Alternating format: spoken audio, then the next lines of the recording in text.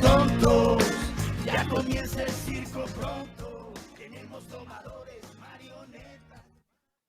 Bienvenidos a Son Cubano, un programa del Consejo para la Transición Democrática en Cuba, un espacio de información y reflexión sobre el pasado, presente y futuro de la isla. Del fracaso, regalando una sonrisa y vendiendo abrazos, vengan para hacernos una foto. Cuba debe de acompañar a Rusia en la puerta de salida. En el 2020, varias organizaciones no gubernamentales, instituciones de la sociedad civil y de la comunidad prodemocrática del mundo nos opusimos a que países como China, Rusia y Cuba entraran a formar parte, en algunos casos por segunda y tercera vez, del Consejo de Derechos Humanos de las Naciones Unidas.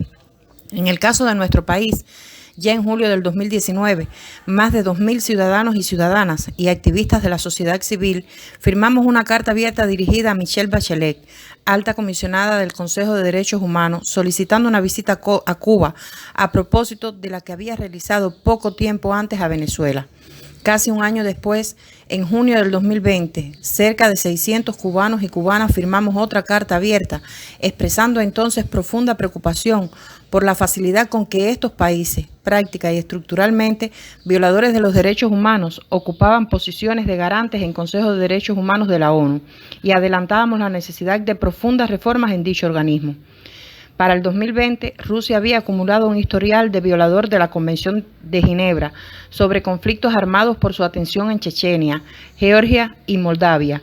Se había anexado Crimea y había participado en ataques indiscriminados en Siria. China, por su parte, era considerado uno de los países más abusivos del mundo, y a Cuba se les recriminaba por su sistemática persecución a periodistas y manifestantes y por la violación de los derechos civiles de los cubanos, contrario incluso a su propia Constitución.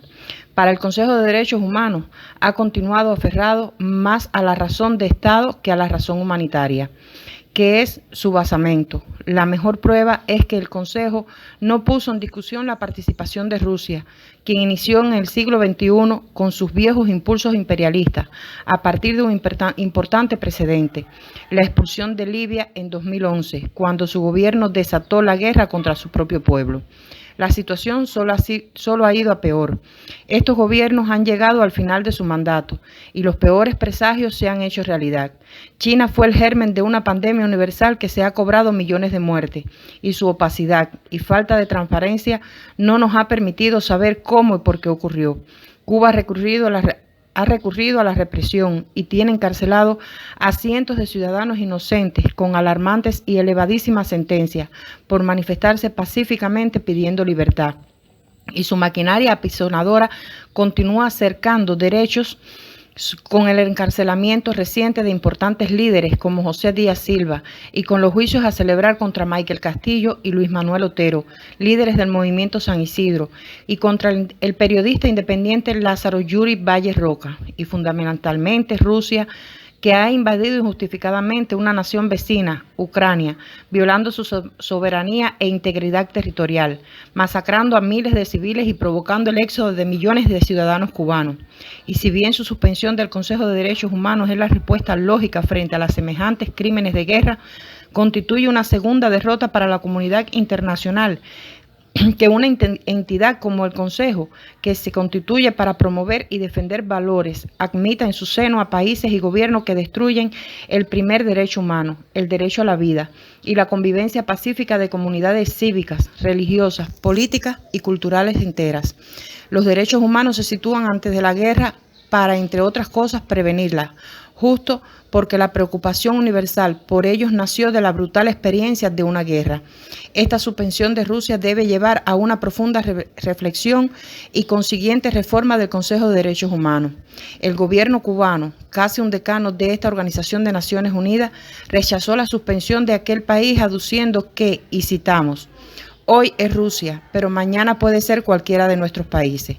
Es evidente que con esta delación del subconsciente le preocupa su estatus inmerecido tras el profundo debate que podría sobrevenir sobre la composición del Consejo de Derechos Humanos. En un momento en el que parece obvio, llegará una redefinición fundamental de las relaciones internacionales. El Consejo para la Transición Democrática en Cuba cree que el gobierno cubano debe acompañar al de Rusia en la puerta de salida. El asiento que viene ocupando allí por tercera ocasión no le corresponde.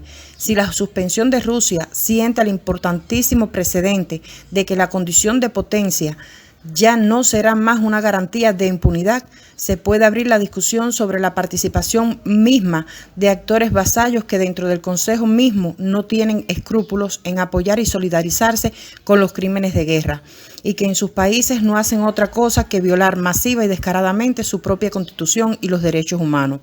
Después del 11 de julio, el gobierno de Cuba no debería continuar como fiador en un lugar que debe ser destinado exclusivamente para quienes promuevan, garanticen y defiendan todos los derechos humanos para todas y todos. Sin más, muchas gracias. Su Lady Lisbeth Pérez Velázquez, miembro de la Red de Líderes y Lideresa del Consejo para la Transición Democrática de Cuba. Bienvenidos a Zoom Cubano. En el día de hoy hablaremos de un tema recurrente en el país. Nos acompañan en esta transmisión, como siempre, desde España, Hernán Alberro, y desde acá, desde La Habana, en espera que entre nuestro amigo Julio Leada Plesán y quien les habla, Pedro Acosta Peña. ¿Cómo estás, Hernán? ¿Qué tal, Pedro? ¿Cómo estás? Buenas tardes a nuestra audiencia y bueno, ya ahí contarás un poco de qué viene el programa de hoy, que como siempre cargado de información. Bien, hay tres temas que Cuba o Fidel proclamó que estaban eliminados del país, que fue la prostitución, el juego y el racismo. Tres grandes mentiras de las que han acompañado al régimen a través de los años.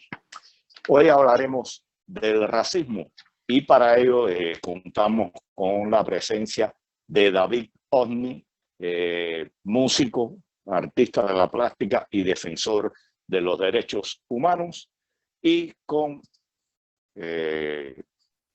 Jorge Amado, Robert Vera, periodista independiente, defensor de los derechos humanos y pertenece al proyecto Mujeres Esperanza. Y antes de caer en el tema racismo, que es el que nos ocupa hoy, como bien le había dicho, quisiera que Jorge Amado nos diera una pequeña explicación en qué consiste este proyecto, porque en Cuba, incluso nosotros que estamos vinculados a la oposición, a las organizaciones de la sociedad civil independiente, desconocemos muchos de los proyectos que aquí se ejecutan por la imposibilidad que tiene la sociedad civil independiente y los partidos políticos de acceder a los medios de comunicación en el país. Bienvenido, Jorge Amado, y bueno, quisieras que nos diera una pequeña explicación sobre el proyecto Mujeres Esperanza. Ok, gracias por la invitación. Más bien, ya como he sabido, usted me presentó, mi nombre es Jorge Amado Robert Vera, soy periodista independiente. Además, soy integrante de un proyecto denominado Mujeres de Esperanza, una organización de la sociedad civil independiente con sede en Santiago de Cuba, cuyo enfoque consiste en la defensa de los derechos humanos de la mujer. Este proyecto surgió a raíz de unos trabajos que anteriormente estábamos haciendo en combinación con una organización internacional nombrada Global Rights, y luego devino en Raza y Equidad. Entonces nos convocó para hacer un trabajo relacionado con los derechos económicos, sociales y ambientales de las mujeres. Y dentro del tema de la mujer también tocamos el tema de la mujer adulta, de la población LGBT, lesbiana, pero bueno, nosotros específicamente aquí en Santiago de Cuba nos hemos centrado más, o sea, nos hemos enfocado más sobre las personas mayores adultas y evidentemente que son un grupo de la población vulnerable, y las mujeres en general.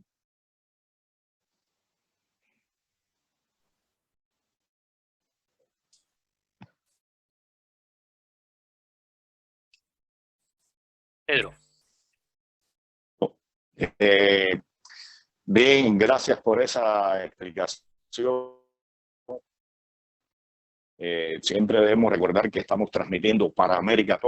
Como ya había dicho anteriormente, Fidel anunció en varias ocasiones que en Cuba no existía el racismo. Años después, como ocurrió con la prostitución, donde se atrevió a decir de manera descarada, porque hay que decir eso, en todo caso, las prostitutas cubanas eran las más cultas. Una asamblea de la UNIAC reconoció que en Cuba existía el racismo, a pesar de que ellos pensaban que con las leyes que habían emitido se iba a resolver el problema. Si existían leyes contra el racismo, yo creo que estaban muy desconocidas al respecto. ¿Qué tú tienes que decirnos, David, con relación a esa supuesta eliminación del racismo en nuestro país?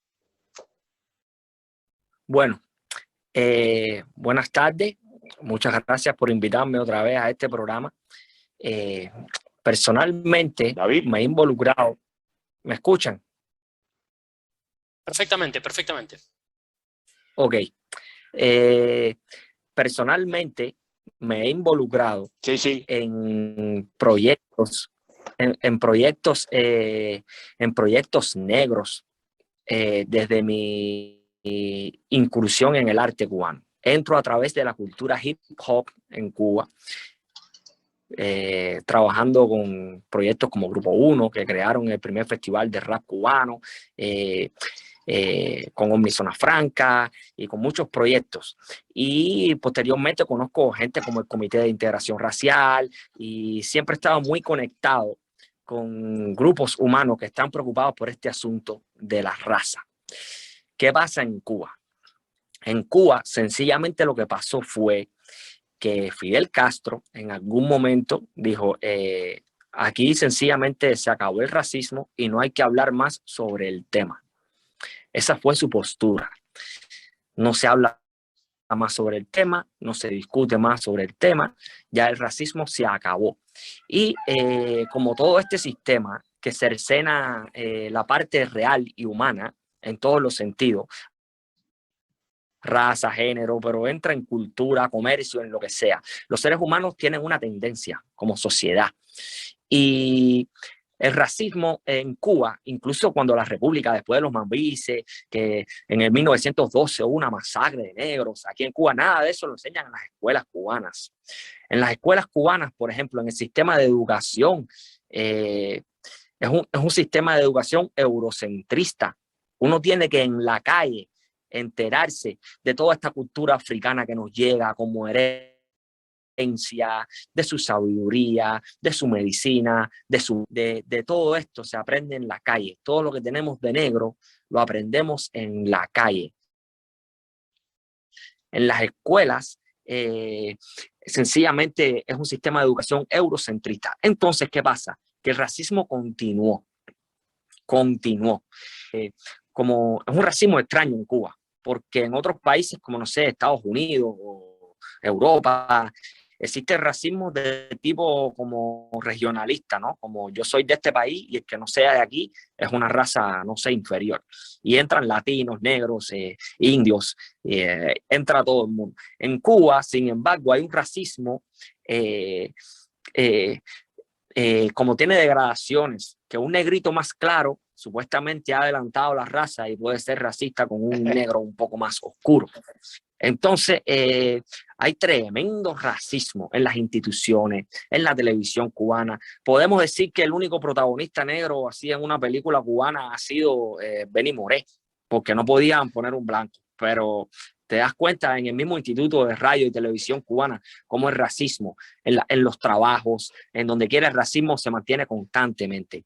Y es un racismo profundo que han sufrido no solamente la gente de color, también una persona blanca tiene una novia negra y cuando la lleva a su casa, el rechazo de los padres hacia esa novia negra. Entonces, las personas que dicen, yo no soy racista, racismo aquí no existe, en Cuba no hay racismo, pero cuando están en el ómnibus y ven un negro, se aguantan la cartera. Y es muy duro saber que una persona que a lo mejor se preparó, estudió, leyó, es culta o sensible o buena persona, y sin conocerla por el hecho del color de su piel, las personas se aguanten la cartera cuando ven a un negro. El humorismo cubano, por muchos años, la mayoría de los chistes eran chistes racistas. Ya hoy ha entrado un poco el tema, después que entra el internet, la denuncia social y este tipo de conexión, un poco que trasciende el discurso oficial, ya ha entrado un poco más el tema de la raza en una discusión más pública, pero alternativa y nacida desde el pueblo. Nunca ha sido interés de este gobierno, nunca han demostrado algún tipo de interés por el debate y el diálogo respecto a la raza y respecto a la cultura negra en este país. Esa es la realidad que estamos viviendo. Bien, Hernán, ¿quiere hacer alguna pregunta a David? Sí, ¿O pasamos sí, a no, otra? en realidad, a ver, la verdad que un poco a cualquiera de los dos. Recién David hablaba de el racismo, digamos, como xenofobia, ¿no? Como el que es de otro país y viene a este país, y el típico argumento xenófobo de vienen a robar el trabajo y vienen a sacarnos las mujeres o vienen a, no sé, esas cosas que se suelen decir, ¿no? Pero al mismo tiempo creo que, bueno, no es el caso de Cuba, probablemente, porque ¿quién va a querer ir a vivir a Cuba? Lamentablemente, ¿no? Pero sí creo que ahí hay una hay una diferencia, hay una similitud con Estados Unidos, ¿no? Que decías recién, David, que tiene que ver con que en Estados Unidos los hechos de racismo tienen una notoriedad importantísimo, y lo vimos el año pasado con las protestas y demás, o el anterior, ¿no? Hace 2 años, con las protestas a partir del asesinato de una persona de color. Y bueno, después uno puede, obviamente hay cuestiones políticas en el medio, hay un montón de elementos ahí, pero ahí hay violencia y la violencia se ve, ¿no? De hecho, se filma y eso genera hartazgo y la gente se queja y sale a la calle y qué sé yo. ¿Eso pasa en Cuba? ¿Hay violencia hacia las personas de color? ¿O la violencia es institucional? Quiero decir, la violencia es el no acceso a ciertos servicios, como tú decías, el no acceso a los libros de estudio, ¿no? O sea, no aparecen en la historia del país. ¿Cómo es esa situación? Bueno, en Cuba hay un dato interesante, que es que el gobierno español, la corona española, descubre este país y trae esclavos, aquí habían indios y hubo como una mezcolanza, ¿verdad? Ahora, cuando la corona española descubre México, Jorge, ¿qué nos puedes decir descubre al respecto? Perú y descubre estos imperios donde sí hay oro, hay plata, hay recursos, la corona española dejó este país a la Bartola, como decimos en Cuba. Nos quedamos como aquí un poco solos, todos los cubanos de aquella época, y se mezclaron mucho los negros, los blancos. Pasó diferente a Estados Unidos, que prohibieron el tambor, lo prohibieron. Fue diferente. Aquí los blancos estaban celebrando Santa Bárbara y los negros estaban celebrando Changó. Y se hizo una mezcolanza, ya empiezan a iniciarse personas blancas en la cultura africana desde la colonia española. Empiezan los primeros blancos abaguá, empiezan los primeros blancos yoruba y otras culturas que entraron a Cuba, la gente del vudú que entra con los franceses y sus cafetales. Aquí hubo una mezcolanza y una sabrosura a nivel de raza, que el cubano de por sí, esa violencia, lo que llamamos violencia, no es tan así como en otros países, pero esta revolución sí ha colaborado y ha incentivado a un aumento del racismo. ¿Por qué? Porque al eliminar el tema, al decir que no se puede discutir sobre estos temas, entonces las personas que son segregados en los centros de trabajo, que son mal mirados en la calle, sencillamente pierden todo su derecho, pierden todo su espacio de discusión. Se dio de manera natural en los tiempos de la colonia, y esa mezcolanza que venía fluyendo, incluso el mismo dictador Batista, la primera vez que él llega al poder, él es descendiente de indio, él es indio. Inventó la jornada de 8 horas de trabajo, creó derechos, eso fue su primer mandato. Después, a la segunda vuelta, ya él vuelve más corrupto, más dictador y más en otro canal, y ya todo el mundo sabe lo que pasó. Pero cuando triunfa la revolución cubana, sencillamente lo que ha pasado es que el tema se dejó de discutir. A Fidel Castro le importaba mucho dar la imagen de que Cuba era un país perfecto, que aquí no habían problemas. Como bien decías ahorita, hermano, que dijo que aquí no había prostitución, que no había juego, que no había racismo. Y sí continuó la prostitución, sí continuó el juego y sí continuó el racismo. Y como se evitó la discusión, sencillamente las personas a la hora de dar un trabajo, si no le gusta a una persona de color negro, no le dan el trabajo. Así de sencillo. Y no hay una organización independiente. Por ejemplo, las organizaciones que se preocupan por esto, como el CIR, como el Comité de Integración Racial, terminan con su casa rodeada de policía, terminan bajo represión y sencillamente están velando por los derechos de las personas negras de este país. Entonces, las personas que no reciben puestos de trabajo, que terminan cargando maletas en los hoteles o en la construcción o en el deporte, sencillamente no tienen cómo defenderse. No existen organizaciones legales en este país independientes que puedan defender a las personas negras. Lo mismo que pasa con el tema de género o con la economía o con cualquier otro tema, que no existen empresas independientes que sean legales y respetadas por el gobierno, que estén velando por los derechos humanos de las personas.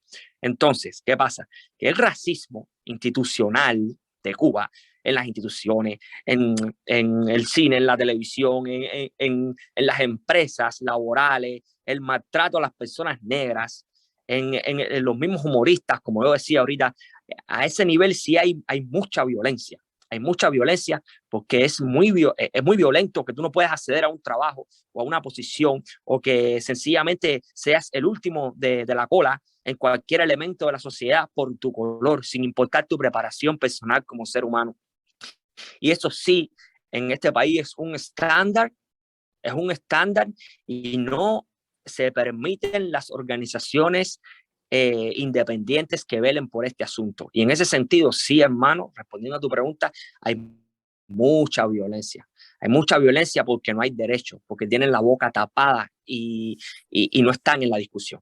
Entonces, el gobierno siempre ha creado como instituciones alternativas a este tipo de preocupaciones humanas, pero son instituciones que están dirigidas por el Partido Comunista de Cuba. Esto existe. Nos preocupamos por ejemplo, Mariela Castro hizo su organización para la comunidad LGTB y hablando de la igualdad, pero es la hija del dictador. Ella hace eso, pero eso no disminuyó el machismo que hay en la calle, eso no disminuyó la falta de oportunidades que tienen las personas, tanto los gays como los negros, como esto se ha mantenido igual en ese sentido, o peor porque se ha hecho normal. Ya cuando la gente se ríe de un chiste en la calle en Cuba, es normal escuchar a alguien decir hay que hacer las cosas como los blancos, o cuando algo sale mal decir eso es una negra. Eso es natural escucharlo aquí en las calles, es natural escuchar a un mismo negro decir que tiene que adelantar su raza, que tiene que estar con una blanquita para adelantar un poco. Entonces es un racismo que es preocupante, porque es desde que triunfa esta revolución, al eliminar este tipo de temática en la cultura nacional, ha ido creciendo este racismo exponencialmente y hemos llegado a un punto donde el racismo no tiene defensas, donde el racismo no, el derecho de los negros no tiene defensa frente a esta sociedad legal. No hay algo, no hay una ley, no hay nada que proteja a estas personas de verdad. Yo recientemente estuve leyendo el nuevo Código de Familia.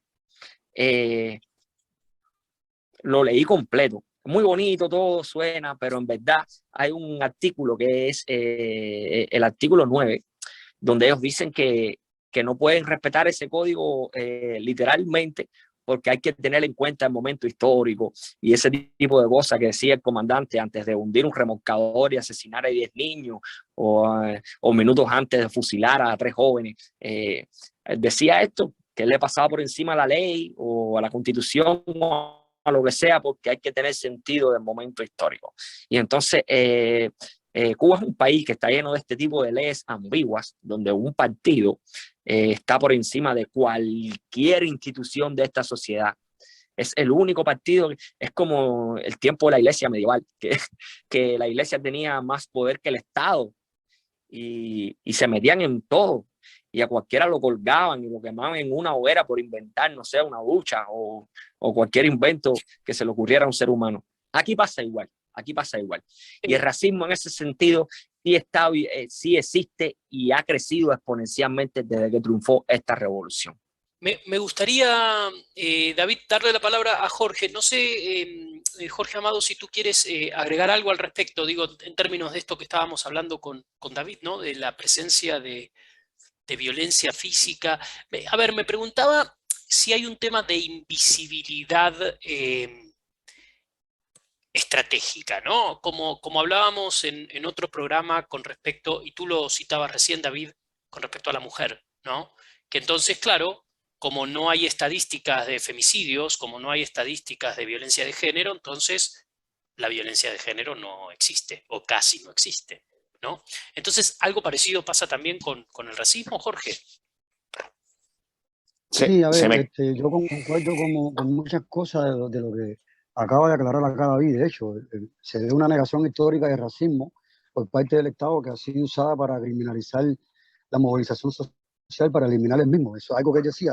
El Comité Ciudadano por Integración Racial es una de entre hay algunas más, la cofradía y esa serie de cosas, pero bueno, desde la sociedad civil independiente, una de las que más se destaca en estos temas es el Comité Ciudadano por la Integración Racial, que de hecho yo tuve la oportunidad de trabajar con ellos en el 2000, digamos entre 2015, 16 y 17, que hicimos un informe que tocaba todos estos temas. Decía, que un Estado en negación, un Estado que está propiamente en exclusión y en represión, que habla de todos estos temas diversos por lo cual atravesamos la población negra. Y sí, decía, la negación histórica, partiendo de ese ángulo, estoy de acuerdo. O sea, durante 50 años el gobierno cubano ha negado la existencia del racismo en Cuba, y esa es una de las tantas razones por las cuales las organizaciones de la sociedad civil independiente no eran legalizadas, con la justificación de que no se podía luchar o tratar de erradicar lo que no existe. Si ahí tenemos la presencia de un Estado en negación. Algo que también él tocó, que es muy importante destacar, él habló de un contexto en la historia de Cuba, y eso fue en el 1912, y que es algo que no se toca en la historia de Cuba. En el 1912, o sea, Cuba en sus inicios, blancos y negros, se fusionaron por lograr la independencia de Cuba.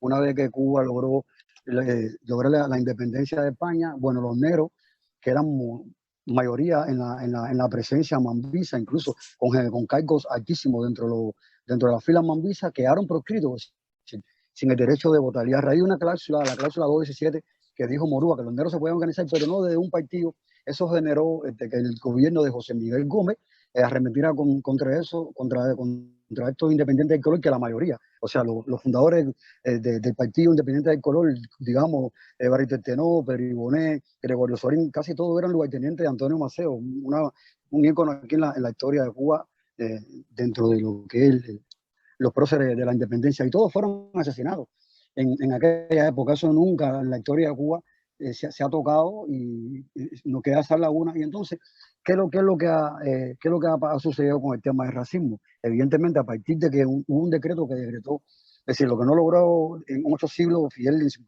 50 años dijo, bueno, aquí no hay racismo, aquí no se puede hablar más de racismo, porque hablar de esto, eso amenaza, digamos, la unidad del pueblo. Entonces, por lo tanto, no se puede hablar de racismo. ¿Qué pasó? El racismo se escondió. Entonces se aplicó de manera solapada.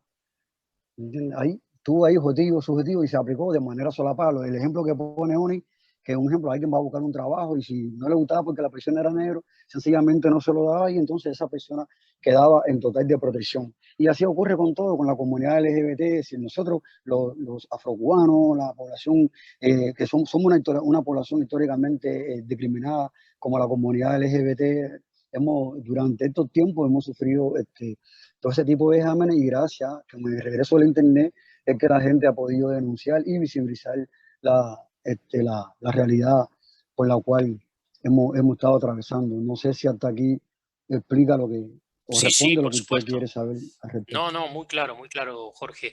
Y pensaba un tema que tiene que ver con, a ver, que es parecido también, y lo planteamos cuando hablamos del tema de la cuestión de género, ¿no? La cuestión de las mujeres, o digamos, la segregación de las mujeres, que tiene que ver con que en las estadísticas a Cuba le va bien, ¿no? O sea, cuando uno analiza los grandes estudios respecto de representación racial en diferentes organismos, tipo Asamblea Nacional del Poder Popular, ministerios incluso, cargos altos en el ejército y demás, Cuba suele aparecer bien parada, ¿no? Como bastante equitativa en ese acceso. ¿Cuál es la reflexión de ustedes al respecto? Bueno, desde mi punto de vista, yo digo, yo tengo un principio que lo uso siempre en mi investigación. La falta de datos es un dato. Entonces, las estadísticas son estatales. Muy Eso, cierto. el Estado propiamente es que lo domina el Estado. El Estado es el que decide qué se dice, qué se ve, qué se hace. Entonces, evidentemente digamos, no es confiable lo que yo pueda mostrar en la estadística. Ahora, gracias a muchas organizaciones de la sociedad civil, puedo mencionar la FLAMUR, la Lastensa y otras tantas que ahora no me vienen a la mente, que sí se han dado a la labor de documentar estos temas y sobre todo tipificar que eso es lo que falta. En Cuba un hombre mata a una mujer, no, eso no es feminicidio, es un homicidio o eso es un delito pasional, pero gracias a la labor de estas organizaciones de la sociedad civil independiente, que son las que se han ido, y por supuesto también con la colaboración de muchas personas que no están vinculadas a ningún tipo de organización, pero sin embargo sí aportan en el sentido de darle el nombre de la víctima, la dirección, la edad, que hace posible que el trabajo se documente con esa eficiencia y con esa claridad que merita un trabajo como tal. Entonces, las organizaciones de la sociedad civil tienen mucho más credibilidad. Y créeme que si no se documenta más es precisamente por eso, por la falta de que faltan muchos datos y entonces hay un dato incompleto, pero hasta los otros días aquí, el año pasado yo logré contabilizar, de hecho, en 2 ocasiones en Santiago aquí en ese tiempo publiqué algo con relación a eso, como 2 feminicidios y creo que tuve la desgracia, por decirlo de alguna manera, porque es algo que no es bueno, pero bueno, me tuve que dar la labor de informar y eso lo publiqué, 2 feminicidios que ocurrieron aquí y me tocó trabajar en ellos y ese año creo que se contabilizaron 30 y tantos feminicidios, perdón. Y ahora en lo que vamos de tiempo, ahí las cifras son bastante altas. Y una de las cosas que te digo, por la cual la gente no conoce mucho más es por la falta de datos, que es lo que impide dar un dato claro sobre este particular. ¿Puedo hacer una pregunta tonta antes de pasar a un pequeño corte? Mi pregunta es, ¿por qué? ¿Por qué creen que sucede esto? Bueno, No sé porque si estamos en dictadura, más. Correcto. Estamos en dictadura y el gobierno cubano dirige el país como si fueran unos narcos. ¿En qué sentido? Por ejemplo, los narcos venden la droga en cierto territorio y no quieren que más nadie venda droga en ese territorio. Y las guerras entre narcos tienen que ver con el territorio de dominio de los narcos. Ni siquiera con la calidad de la droga o algo así. Más tiene que ver con me da la gana, este es mi territorio y si vendes aquí te mato. El gobierno cubano funciona de la misma manera. El gobierno cubano son los únicos que pueden negociar en este país, son los únicos que pueden hablar de sexo, son los únicos que pueden hablar de raza. Y los datos, como bien decía ahora mismo el hermano, los datos, ellos mismos se hacen sus inspecciones. de salud, de natalidad infantil, de oportunidades de negros en cargos públicos. Ellos mismos hacen sus estadísticas, las diseña alguien en un buró, ellos mismos como unos narcos, y enseñan lo que ellos quieren enseñar. No puede existir alguien más que muestre una visión diferente en ningún aspecto de esta sociedad. Es lo que está pasando, que esto es una narcodictadura, a pesar de que la droga, que también es parte de este gobierno, porque también lo es por muchos años, a pesar de que eso no es el centro, se comportan como tal, como si fueran narcos. Y eso es lo que está pasando básicamente en este país, que no están dejando espacio a más nadie a hablar, a crear sindicatos para trabajadores, a crear empresas. Sí, adelante, David. No, sigue, el hermano iba a entrar ahí, iba a decir algo. Diga, hermano. Sí, permiso que, porque bueno, Adelante. estos chat tienen algo donde uno puede levantar la mano y lo estaba buscando aquí, disculpen si interrumpí en algo, pero bueno, un poco para acotar lo que decía David. En otras palabras, ¿no? En Cuba existe un derecho tan fundamental como es la libertad de expresión, está estrictamente controlada. Entonces, en virtud de ese control, el Estado es quien controla los medios y el que determina qué se dice y qué es lo que no se debe decir. Y en virtud de ello, precisamente, con relación a los informes que se muestran para mejorar sus estadísticas, ahora mismo está ocurriendo un caso un ejemplo que puedo traer a la colación, digamos, Prisoner Defender ha logrado documentar aquí en Cuba alrededor de 100 y tantos métodos de tortura, es decir, 15 métodos de tortura con 100 y tantas víctimas. Cuando citan el gobierno de Cuba para que muestre sobre su estadística, un Estado que ha firmado, digamos, la Convención contra la Tortura, así que tiene una obligación de mostrarse ante esta comisión, sencillamente lo que ha respuesto con el desaire. Entonces, eso evidencia que es un Estado que vive fuera de la ley, no le interesa propiamente nada, todo queda un bonito discurso y en unos protocolos, los cuales ellos firman, no cumplen ni tampoco se lo dan a la población a que lo conozca. Entonces, de esa razón, el Estado que está fuera de la ley no tiene control, entonces suceden esas cosas. El Estado dice, las estadísticas de feminicidio, digamos, por decirlo de una manera, fueron 5 feminicidios, esas son las estadísticas que hay que repetir. Lo mismo ocurre, como bien decía Orne, con las enfermedades, con los casos de la COVID, con el dengue, con la chikungunya, con todo. El Estado es quien dice cuáles son las cifras de los casos que están ocurriendo aquí en Cuba, lo que están documentados en Cuba, y en ese sentido es la cifra tan, digamos, envidiable por otros países que Cuba muestra ante la opinión pública internacional. Muy interesante, muy interesante. Y lo más triste, una de las cosas más tristes que tiene este asunto es que muchas organizaciones serias internacionales como la ONU, por ejemplo, o cualquier otra institución de esta envergadura, se guía muchas veces por estos datos oficiales del gobierno cubano para hablar sobre Cuba y para referirse a Cuba con respecto a todo, a la salud, a la educación. Y es muy triste ver organizaciones serias, organizaciones que supuestamente representan a esta humanidad, teniendo en cuenta estas autoinspecciones que se hace el gobierno cubano como si fuera algo serio. Es muy triste y esto está pasando hoy. Estamos como muy solos aquí en ese sentido.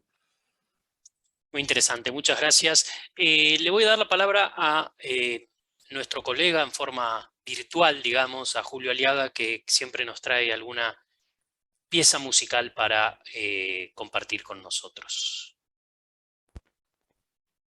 Hoy, para animar este programa de Son Cubano, traemos la percepción filosófica de Fernando Ortiz, historiador y antropólogo cubano, que hablaba del ajiaco criollo, algo así como el melting pot, que hablan los norteamericanos, pero adaptado a nuestras circunstancias. Según Fernando Ortiz, pues el ajiaco criollo no era nada más que ese caldero donde se unían las razas de Cuba, los grupos etnoculturales, y salía como esencia la nación cubana. Una primera pieza, María Teresa Vera con Lorenzo Guerrezuelo, En la Alta Sociedad, una rumbazón de Ignacio Piñeiro, que espero que les disfruten.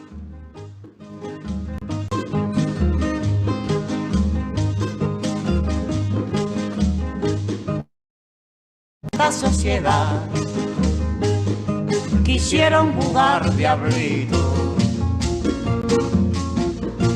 y ni tan solo un poquito lo pudieron imitar. Cuando fueron a tocar, usaron 100 instrumentos, sus confusos movimientos no los dejo terminar. Para cantar a Bagua no sirve la marachita, el liremo necesita encomo y bongo, y el escobeco, efímero modo y yamba, efímero modo y yamba, efímero modo y yamba. El escobeco, efímero modo y yamba, efímero modo y yamba, efímero modo y yamba. el escobeco, efímero modo y yamba. Entonces con gran primor oirán a Yuanza cantar, cuyo que a Canapón ribio, ribio, ribio condo. Y yo conmigo respondo al compás del estribo. María Teresa Vega, como siempre, nos trae Julio un poco de música para amenizar. Bueno, Pedro ha tenido una conexión que va, viene, no quiero perderlo ahora que lo tenemos. Le cuento simplemente a Pedro y a nuestra audiencia, estuvimos conversando un poco con David de Omni, con Jorge Amado, sobre el racismo, la violencia institucional, cómo se invisibiliza esa violencia, y bueno, y las similitudes con otros casos de discriminación, ¿no? Con la mujer, con las orientaciones sexuales y demás. Pedro. Sí, acá estoy, mira. Bueno, estamos en Cuba y la conexión es un desastre para unos y para otros. Pero quería dar algunos datos acá que ilustran el nivel de racismo que ha existido desde que se fundó, se gestó esta supuesta revolución que devino realmente en una contrarrevolución, porque son unos dinosaurios y están afincados en los años 40. Cuando se asalta el cuartel Moncada y el cuartel de Bayamo, se tomó el hospital y el Palacio de Justicia en Santiago de Cuba, participaron en total 122 personas y de ellos solamente afrodescendientes 8. O sea, desde que nace este futuro movimiento 26 de julio, el racismo está ahí presente. Cuando triunfa, los rebeldes triunfan, de la Sierra Maestra bajaron 32 comandantes del ejército rebelde. Solo eran afrodescendientes 3. Siempre, desde su nacimiento, las personas de la raza negra han sido marginados en este sistema. Voy a hablar de una cosa que dijo Raúl Castro, que es muy cínica. Disculpen, en una de las asambleas se rozó el racismo y Raúl, de manera descarada, impúnica, dijo pero bueno, ya tenemos un negro en la televisión, tiene las manos grandes, pero ahí está. O sea, eso es una burla a este sector de la población cubana muy importante. Después hablaré de algunos otros datos que tienen que ver cómo se manifiesta el racismo en las altas esferas. Y en la sociedad hay mucha gente que dice, no soy racista. Pero cuando usted entra a hacerle determinadas preguntas, se tiene que dar cuenta que no soy racista hasta cierto punto. Hay temas, hay cosas que no se aceptan. Usted dice, yo no soy racista, y se le aparece su nieta rubia o trigueñir rubia con un moreno bien tostado, y usted dice, ajá, ahí está el racismo que ha existido en este país y viene desde arriba también. ¿Qué pudieras decirnos con relación a esta situación, Jorge? Pues mira, ¿Me oye? yo he sido víctima, sí, cómo no, yo he sido víctima de eso.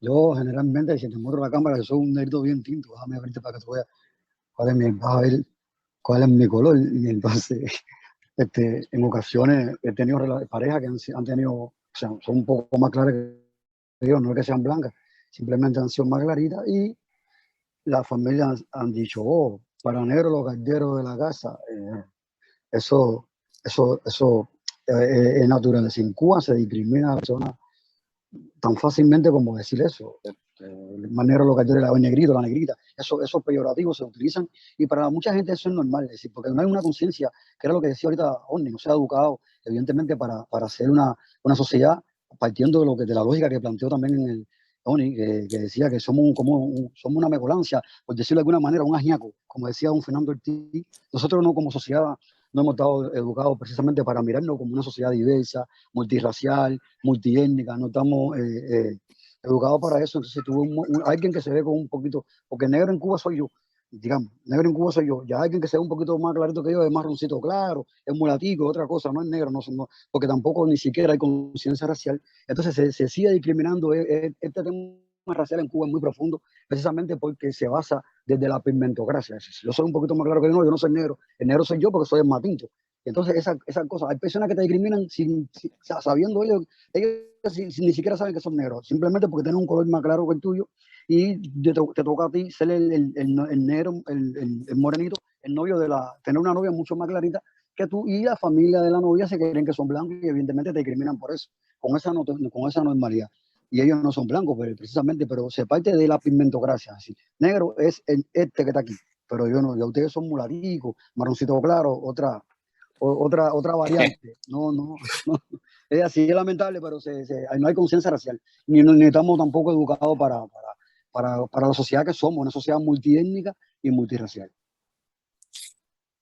De hecho, Mira, sumo a lo que decía Jorge, ¿no? Recuerdo haber leído algún estudio del CIR, ¿no? El Comité para la Integración Racial, que llamaba la atención sobre el aspecto que estaba contando Jorge, y me gustaría tener también la reflexión de David respecto de la falta de identificación, ¿no? Que en la encuesta, cuando uno le pregunta a cualquier cubano raza, son todos blancos, ¿no? Y uno, o mayoritariamente, pero una abrumadora mayoría es blanca. Y uno dice, no, bueno, pero esperen, uno camina por las calles de Cuba y se da cuenta que no. Entonces hay una autopercepción que muchas veces no condice con la realidad, que bueno, cada uno es lo que quiere, ¿no? Pero también habla de como una especie de una auto, ¿no? Discriminación en cierta medida, que quizás es hasta lo más triste, ¿no? David, ¿qué tú crees?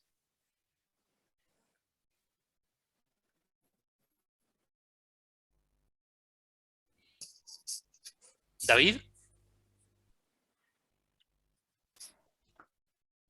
espera, voy antes de que Sí. David conteste, quiero poner Primero, antes de, recuerdo espérate, como si David, fuera David. hoy esa intervención de Raúl.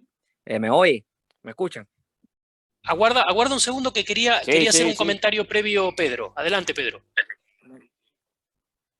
Ok. Sí, mira, ustedes han hablado de dos cosas. De Cuba es multicultural, es multirracial. Y el tinte, vamos a hablar, el tinte dice muchas veces las cosas, y nos olvidamos un dicho que dice que en Cuba el que no tiene de Congo tiene de Carabalí, y dónde está tu hermano. Y con relación al falseo que existe de la información en Cuba, según la ONEI, la Oficina Nacional de Información y Estadística, dice que en Cuba hay un 64% de blancos y un 36% de negros. Estoy convencido que ese 36% es falso, no es real, y entra a relucir y a resaltar ese problema yo soy más claro que tú, yo soy blanco, tú eres negro. Y esos datos son mentiras, no reflejan la realidad de lo que sucede en la sociedad cubana y de la composición de blancos, negros, mulatos, mestizos, como se le dice, que a mí no me gusta utilizar esa palabra mestizo, pero bueno, eso se falsea. Y bueno, Orny, disculpa que te haya, porque quería plantear esto para reafirmar un poco la situación de cómo se falsea aquí y cómo la gente elude el color de su piel y su procedencia racial. Adelante, Orny. Perfecto, hermano. Me quitaste de la boca eso de el que no tiene de Congo tiene de Carabalí. Yo iba a hablar de eso ahora mismo porque el padre de mi abuela es español y está con una negra haitiana y de ahí saco yo. Y es así. Ahora, estaba hablando que recuerdo esa intervención de Raúl en la televisión, donde él dijo que incluso se refirió al ICRT, pero dijo, ya estamos haciendo algunos cambios, hemos avanzado un poco, sin molestar a nadie, porque no hay que tampoco molestar a nadie, pero un poquito molestar a nadie. ¿A quién? A un grupo de blancos. Así, a la cara lo dijo, sin molestar a nadie, pero ya hemos hecho algunos cambios. Así lo dijo en plena televisión nacional. Ese hombre dijo eso, hablando en la televisión nacional, que yo me ruboricé, me ruboricé. Eso no sirvió. Entonces, con respecto a los censos, es un problema que ha tenido este país, ¿no? Me vuelvo a la corona. Cuando la corona española, alrededor del año 1500, que bueno, allá el padre de las casas, ¿no? Que los negros no tienen armas, pero los indios sí, pero los negros no, y toda su película, esa historia que metió, la corona española empezó a censar a los indios y a los blancos en una misma, en otro. Entonces, supuestamente, si nos guiamos por censos, a partir del año 1500 ya no existen indios en Cuba. Piensan que los indios en Cuba tienen poca influencia en nuestra manera de ser, en nuestro carácter, en nuestras cosas, y está totalmente falso, y es por un error de escuchar estos censos. Estos censos gubernamentales, donde no existen organizaciones independientes y alternas que contrapesen o critiquen o hablen de lo que realmente existe de las cantidades. Y pasa lo mismo en Cuba. Esto de la raza y la degradación de color es verdad en Cuba. Es verdad en Cuba. Es verdad en Cuba. Un negro, prieto, es como que existe este concepto de adelantar la raza, como si eso estuviera mal. Existe este concepto de pelo bueno, pelo malo. Pero ¿cómo que pelo bueno, pelo malo? Esto es o pelo rizado o pelo lacio. No es pelo bueno, no es pelo malo. Entonces, este tipo de expresiones públicas no tienen ningún tipo de censura en este país. No hay una ley que proteja a las personas de ser víctimas de este tipo de comentarios.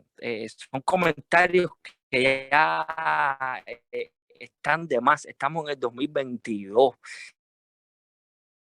Y todavía esta dictadura no permite que haya un grupo de personas independientes que se preocupen por su cultura, que hagan concursos no sé, de que muestre su pelo rizo, sus peinados africanos. Ese tipo de cosas en este país no se le ha dado espacio, cuando en verdad es una cultura hermosa y es parte de nosotros. Lo más lindo y lo más doloroso es la renuncia a tu propia raíz. Es lo más triste que hay, porque mucha de nuestra manera de ser, de nuestro ritmo, de nuestra música, entonces cuando te pones a buscar, en verdad, este país es realmente negro, es un país muy negro. Es un país que lo mejor que tenemos posiblemente en este país sea negro. Entonces es como que no darle espacio a este tipo de personas. Yo he sufrido en carne propia por ser parte del movimiento de hip hop cubano, que al gobierno nunca le gustó este movimiento. En otros países avanzó, creció, en Cuba se minimizó, se aplastó, se discriminó. En un momento hicieron una agencia cubana de rap para aglutinar a unos grupos y controlarlos ellos a su manera, pero para poder tener control sobre el asunto. Pero en verdad, en verdad no hemos tenido ese espacio, que es lo que me gustaría a mí, sinceramente, porque lo tenemos y está ahí, porque la cultura negra en Cuba no ha muerto. De hecho, cuando me pongo a comparar, porque yo he viajado, he estado en Europa, en Estados Unidos, en Latinoamérica, y cuando me pongo a comparar, la cultura negra en Cuba está tan viva. Y es muy triste que una cultura tan viva se haya tenido que ir matizando bajo por ejemplo, en la santería, que es como una mezcla entre la cultura africana de nosotros y la cultura europea. A veces hay que irle a pedirle permiso a Jesucristo primero, antes de hacer el santo, hay que ir a bautizarse a una iglesia. Y ahí ya te das cuenta ya cómo hay que pedirle permiso al Dios blanco para después entrar en el Dios negro. Entonces, este tipo de cuestiones culturales son tristísimas porque la cultura negra es de las que más le ha aportado cosas a este país. Y generalmente yo, cuando me llamaste y me dijiste, no, para que participes en este programa, lo que más me motivó a participar es que yo personalmente me he movido en la cultura negra cubana. Es lo que me ha movido, es lo que ha sido el patrón de mi vida, de mi existencia, de muchos de mis valores como ser humano. Y por eso fue que vine aquí, porque si me pongo a ver el color de mi piel, yo en este país paso como blanquito, paso como un blanquito, y no es así. Y yo he sido víctima. Y entonces ahí quiero hablar de otro tema, que es la parte que los blancos no entienden muchas veces, que es que tú no puedes entender lo que está pasando cuando tú no estás en la piel de un negro. Cuando tú montas en una guagua, la gente no se aguanta la cartera, es difícil estar en el lugar de una persona negra. Hay que estar ahí. Entonces, como yo he viajado y he estado en otros países donde el racismo no tiene esos matices cubanos, sí he sido víctima de una segregación que aquí no he sentido en mi país, pero al sentir yo, ahí fue donde yo entendí realmente lo que es el segregado, lo que es que una persona no le importe tu preparación cultural ni nada, sino que por tu sencilla forma física no han sentido y no entienden. Entonces, cuando entran en temas de raza y tienen expresiones como que los negros se autodiscriminan o los negros se no, hermano, perdóname, pero realmente no entiende lo que está pasando. Y eso pasa mucho en Cuba. Los líderes negros, los blancos hablando sobre negros, son cosas que he visto como que hay que estar ahí, hay que sentir ese dolor, hay que entender eso profundamente, y eso es una lucha que en este país estamos a años luz todavía, desgraciadamente, de llevar adelante esta cultura africana que tenemos, esta herencia cultural tan linda. Y eso ha sido mi vida desde que empecé en el arte. He tenido mucho de todo eso. Y defender esto en las escuelas, llevar talleres a las escuelas, hacer cursos en las escuelas sobre la cultura africana, sobre los ritmos africanos, sobre hablar de qué es África, su magia, su medicina. Mucha de la medicina, ahora mismo en Cuba no hay medicina en la farmacia, por ejemplo, no hay medicina en la farmacia. Y sin embargo, en la cultura nuestra afrocubana hay una cantidad de hierbas, en la cultura india cubana hay una cantidad de hierbas, de tés, de cosas y de procesos, incluso a veces hasta medio mágicos, que se practican en este país, que pueden sacar a las personas de un problema. Y por este mismo racismo institucional de esta dictadura asquerosa, le está haciendo a los cubanos difícil salir adelante en este país. Para mí, llevar adelante la cultura negra, llevar adelante lo que somos, porque minoría en los censos y eso que se hace de esta misma dictadura, en verdad es mayoría. En verdad tenemos mucho de África. Y mientras más lo reconozcamos y más nos arraiguemos a nuestra cultura y más encontremos nuestra raíz, más lejos vamos a llegar como nación. Porque la raíz y la base es la base y la raíz de todo. Después viene el árbol y vienen los edificios, pero la base, la raíz, lo que está debajo, es lo que hace a las naciones grandes. Y ya me he ido un poco de tema, estoy como a modo de diciendo lo que siento, pero bien, igual, muchas Netflix. Gracias, Jorge, un placer conocerte a ti, mi hermano. Sí, de hoy. Pedro está que entra y sale, pobre. Ya, iba terminando. Todo está bien. Sí, ya vamos de a poquito llegando al final del programa. Me gustaría preguntarle, a ver si Jorge, a ver si ahí volvió Pedro. Pedro, ¿querías decir algo? Primeramente, para yo hacer el resumen, quiero acotar algo, que en Cuba el color de la piel resulta ser una categoría muy engañosa, porque existen muchas denominaciones entre las personas que se pueden o se suelen clasificar como mestiza, digamos abajo, negro, mulato, entreverado, indio, moro. De hecho, me parece que hay un artículo por ahí que habla del color de la piel en el censo de Cuba, que es 2012, no me recuerdo si es de Sandra Álvarez, algo así, que habla sobre estos temas. Y un poco ya para entrar en lo que es el detalle de lo que usted me pregunta, o sea, qué es lo que se pensamos hacer. Yo sigo insistiendo de que nosotros tenemos que educarnos precisamente en la sociedad que somos, para poder entonces, de ese punto de partida, lograr hacer algo. Hay un proverbio africano que dice, primero tiene que saber de dónde viene para que sepa de dónde va un poco, que yo lo quisiera contextualizarlo. Nosotros como sociedad tenemos que descubrir primeramente eso, que estamos en una sociedad donde hay mucha laguna con relación a esta temática, y si eso lo logramos, porque yo pienso que eso únicamente se logra en democracia, porque durante 50 años el Estado cubano lo único que ha hecho es negar la existencia de racismo, porque los temas raciales no se pueden tocar en Cuba, porque supuestamente eso amenaza la unidad de la sociedad cubana. Entonces, en alguna medida, en algún punto de la sociedad, de la historia de Cuba, nosotros tenemos que volver ahí a esas raíces de donde vinimos, para entonces, a partir de ese consenso entre todos, buscar todo el país y la sociedad que queremos. David, ¿una reflexión final? Me parece que mi última intervención fue parecida a una reflexión final, pero lo único que me queda decir es que en mi trabajo actualmente sigue por esa línea.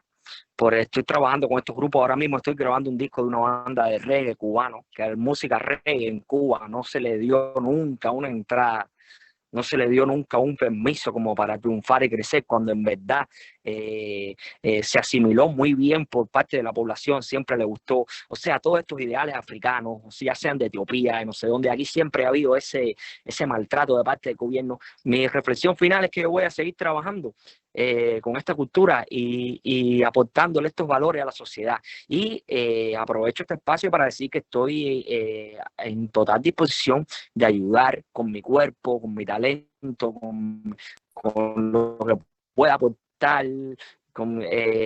para este tipo de lucha y personas que están siendo subvaloradas, de personas que no tienen espacio, que no tienen derecho, y estoy aquí listo y dispuesto. Para mí, desde otro espacio de mi país, todos ustedes, ha sido un placer de verdad. Gracias por invitarme. Ya no tengo más nada que decir. Gracias, David. Como siempre, gracias Jorge Amado, Robert Vera también por habernos acompañado. Pedro, si tienes oportunidad de cerrar el programa, si no lo voy a hacer yo. Algo muy significativo y que apunta al racismo que existe en las Fuerzas Armadas Revolucionarias, especialmente en los altos oficiales, es que de la sierra bajaron en 1959 32 comandantes del ejército rebelde y solo 2 eran negros. Generales, en estos momentos el país cuenta con alrededor de 50 y solo 3 son negros. Basta apuntar estos pequeños datos. Bueno, entonces con esto cerramos el programa. Les agradecemos mucho a nuestra audiencia haber estado otro martes más con nosotros, esta vez hablando del tema racial. Seguramente seguiremos con otros temas interesantes el próximo martes y los esperamos a que se sumen.